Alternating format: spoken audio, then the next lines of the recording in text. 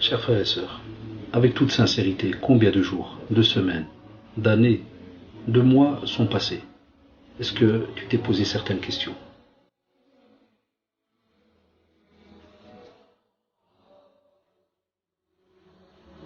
Combien d'erreurs ont été commises? Combien de péchés? T'es-tu posé la question, est-ce que tu te rappelles de ce que tu as fait durant toute cette période? Sais-tu aussi que les anges ont noté cela, qu'Allah subhanahu wa ta'ala t'a vu? Dans quel état es-tu?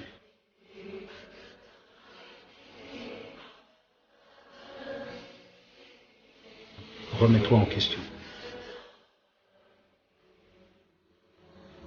Bismillah ar-Rahman ar-Rahim, wa salatu wa salam ala ashrafil mursalin, Sayyidina Muhammad wa ala alihi wa sahbihi ajma'in, wa man ittaba'ahum bi ihsan ila yawm din, wa ba'd, ayyuha al-ikhwa wal-akhawat, assalamu alaykum wa rahmatullah. Certains parmi nos frères et sœurs nous font la remarque et nous disent: comment se fait-il que, subhanallah, on voit encore autour de nous, durant le mois de Ramadan, certains ou certaines personnes faire, subhanallah, des choses qui ne sont pas du comportement de quelqu'un qui est en train de jeûner, qui est en train de faire donc cet acte noble qui est un des piliers de l'islam pour Allah subhanahu wa ta'ala, alors que, subhanallah, le jeûne, à la base, donc, c'est aussi parmi les définitions se retenir de. On se retient par exemple durant le mois de Ramadan de parler sur le dos des gens. On se retient de dire aussi des mauvaises paroles, aussi pas de propos futiles, on ne perd pas son temps à dire n'importe quoi. Aussi on ne fait pas de mal aux autres. Aussi on veut du bien justement pour les autres. On baisse aussi le regard. On n'est pas censé donc regarder déjà en dehors de Ramadan que penser pendant le mois de Ramadan. Donc on a un tas d'actions, subhanallah, qui nous sont donc demandées, et on remarque même comme ça pendant le mois de Ramadan, et on le voit nous au bureau, subhanallah, encore tous les jours, les gens nous appellent, ou bien lorsqu'ils viennent prendre rendez-vous, on est étonné d'entendre encore, oui voilà, problème de couple, problème d'adultère, problème de manque de confiance, il était sur internet en train de chatter avec des filles, ou elle était donc en train de chatter sur internet, tout des choses, subhanallah, des épreuves, des fitans que l'on entend comme ça spécialement pendant le mois de Ramadan, alors qu'on se dit que normalement, on devrait même nous, ou bien même les imams, ou toute personne qui fait la da'wah en général, se reposer durant ce mois, parce qu'on a toujours ce rêve très bizarre de se dire, voilà, il y aurait un grand pourcentage qui serait, alhamdulillah, en connexion directe avec Allah subhanahu wa ta'ala comme il se doit, mais wallahi, on est étonné de remarquer que pendant Ramadan, on a des fois au bureau plus de gens qu'avant Ramadan, spécialement pour les problèmes. Il n'y a jamais le premier jour de Ramadan des gens qui viennent, au minimum 2-3, qui sont venus spécialement pour des divorces. Tout arrêter. Même pas se dire, subhanallah, que je vais prendre la peine justement et profiter justement de Ramadan pour réfléchir, recalmer ce corps, et puis après Ramadan repartir de nouveau à zéro. Là, on doit tout faire, on doit cadrer. Ikhwan, s'il vous plaît, profitez de ce mois justement pour vous dire, est-ce que je suis juste vis-à-vis de mon épouse ou de mon époux? Est-ce que je fais les choses comme il se doit? Si jamais, subhanallah, donc maintenant, comme vous le voyez, je parle spécialement par exemple du couple, est-ce que je fais du bien vis-à-vis d'elle? Est-ce que, ou vis-à-vis de lui? Est-ce que je suis quelqu'un qui, subhanallah, est compatissant, aide, fait son possible? On sait qu'on a tous des erreurs, hein, je suis toujours le premier à l'avouer, on reste faible, mais subhanallah, il est préférable que quelqu'un, entre guillemets, va être peut-être faible, mais subhanallah, il fait son possible, il avance, il corrige. Mais pas dès qu'il y a un problème et automatiquement c'est fini, il n'y a plus rien, on zappe tout comme s'il n'y a jamais rien eu, et on n'arrive même plus à dompter ce cœur ou ce corps pour lui dire, voilà, sbar ce petit mois, sbar 30 jours, parce que certains disent, oui mais c'est long, c'est ceci, c'est cela, subhanallah, qu'est-ce que c'est long par rapport à toute une vie? Et lorsque vous prenez par exemple spécialement la langue, hein, le riba ou le namima, je suis étonné lors des dernières conférences, beaucoup de questions viennent sur le fait que oui, voilà, on était en famille la fois passée, et dès qu'on a rompu le jeûne, ils ont commencé donc à parler sur le dos de quelqu'un. Subhanallah, tu es censé rompre le jeûne avec une petite date, du lait, ou bien de l'eau, vous savez, de l'eau plutôt. Et subhanallah, tu trouves la personne qui continue, au lieu de continuer à manger, par exemple, c'est un exemple de la soupe, lui il commence directement un plat de résistance, le corps de son frère. Il mange justement la viande de son frère. Et c'est pour cela que certains, soi-disant, comme on le voit dans les textes, on croit qu'ils ont jeûné et autres, mais on va leur dire de vomir, vas-y, vomis. Parce que justement, à l'intérieur, il y a la chair, il y a la viande de son frère, subhanallah, qui a été mangée. Et là, on vous dit, impossible, wallahi, impossible qu'il y ait un changement si justement certains membres de ce corps ne changent pas. On doit retrouver un changement en nous, intérieurement.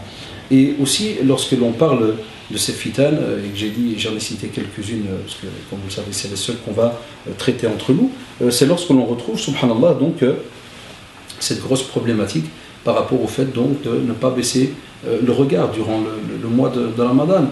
Et on a encore donc des personnes qui se plaignent et qui nous disent comment se fait-il que des jeunes, si on passe dans une rue, vont quand même continuer à vous draguer, vont quand même vous embêter. Hatta même certains jeunes, qu'Allah les guide, Allah yahdihum, on a des sœurs converties qui ne portent pas par exemple encore le voile.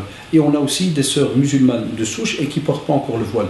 Mais spécialement, pourquoi j'ai cité le reconverti européen? Parce que des fois, certains, ils croient qu'ils sont cachés, personne ne les voit. Donc, ils voient une sœur avec un teint européen ou autre arriver. Donc, il va essayer de la draguer, il va l'embêter, il va la regarder et il pense que c'est une kafara, pas de problème, à l'aise, qu'est-ce qu'on s'en fout, d'où elle me connaît, ainsi de suite.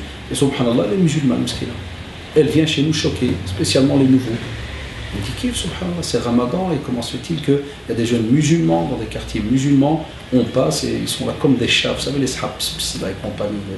Je sais pas, avant je croyais que ça existait que dans les dessins animés, vous savez, la bande, les araignées et tout, Spider-Man et sa bande de man là, on croyait que c'était que ceux-là, mais apparemment non, subhanallah. On a spécialement pour ce dossier-là, donc cette relation homme-femme, on a chez nous certains qui se muent comme ça en une mutation incroyable, en chat comme ça, dès qu'ils voient le sexe opposé. Spécialement au Ramadan, c'est déjà catastrophique. En dehors, c'est haram d'office, et vous le savez, d'office. Mais ici, tu as deux situations. Et tu as deux états. Tu as l'état déjà en tant que musulman, plus l'état de jeune. Les deux situations là dans lesquelles tu es font que, subhanallah, tu es doublement fautif. Déjà en tant que musulman, d'office, tu ne le fais pas, tu es à jeun et tu le fais. C'est le monséba catastrophique. C'est pour cela qu'on invoque Allah, subhanahu wa ta'ala, qu'il guide.